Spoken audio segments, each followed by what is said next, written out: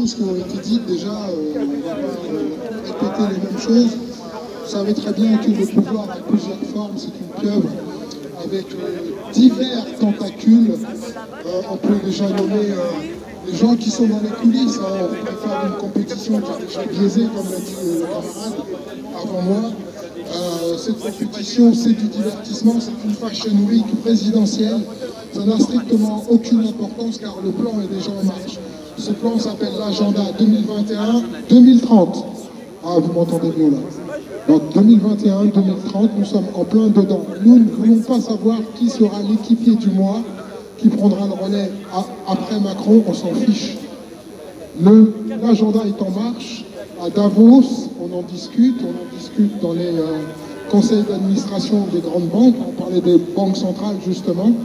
Et vous savez que les banquiers centraux sont véritablement les gens qui sont aux manettes de ce pouvoir occulte, et pas que d'ailleurs, hein. Il n'y a pas que les banquiers centraux, vous avez les grands cabinets conseils comme KPMG, McKinsey, on peut parler de Vanguard aussi, de Vanguard qui possède des actions donc, chez Google, chez YouTube, dans l'alimentation, dans énormément de secteurs industriels et d'activités.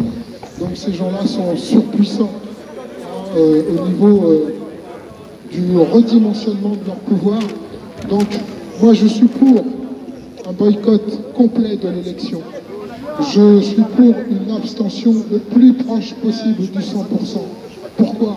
Car il faut maintenant que cette République s'effondre sur elle-même pour que nous puissions reconstruire quelque chose de véritablement nouveau. On ne peut pas continuer d'alimenter la bête et après se plaindre qu'elle retrouve des forces. Donc il faut, c'est un petit peu comme, n'oubliez pas l'acharnement, l'affaire Vincent Lambert. N'oubliez jamais cette affaire, parce que pour ce qui était de la famille de Vincent Lambert, notamment sa mère, on lui a opposé un refus de récupérer son fils, alors que Vincent Lambert avait encore la conscience de ce qu'il était, même si le corps était physiquement diminué. Ce qui est triste, il fallait symboliquement activer l'euthanasie pour pouvoir légitimer ce qui allait arriver avec l'affaire que vous connaissez, que moi j'appelle le Bobard 19. Donc, je fais pareil pour la République. La République, elle sera dans le même état que Vincent Lambert. Eh bien, il faut plus la nourrir. Il faut la laisser crever de soif et de faim et qu'elle meure sur elle-même, que meure la bête. Et il faut repenser le système. Alors on va me dire que vous êtes monarchiste. Mais c'est vrai que si le virus de 1789 n'avait pas infecté le pays, peut-être que le monde serait dans un état bien différent aujourd'hui.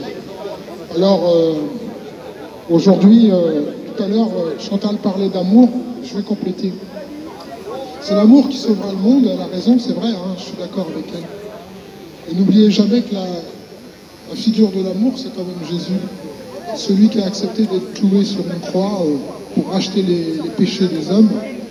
Et d'ailleurs, avec nos camarades d'Ordinaré, justement, on est dans un combat d'alliance. Et quelque part, c'est de l'amour.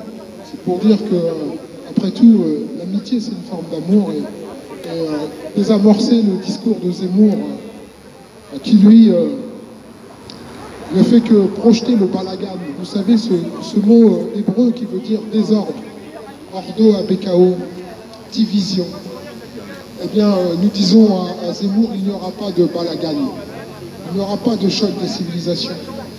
Ça ne marchera pas, parce que les musulmans d'ailleurs et ce qui reste de chrétiens ont vocation à s'unir justement pour ne pas activer ce plan diamétralement diabolique qui est dans la tête de certains, ce qui nous renvoie à la question qui, n'est-ce pas? Cette fameuse question de qui, en coulisses, dirige la France depuis 40 ans.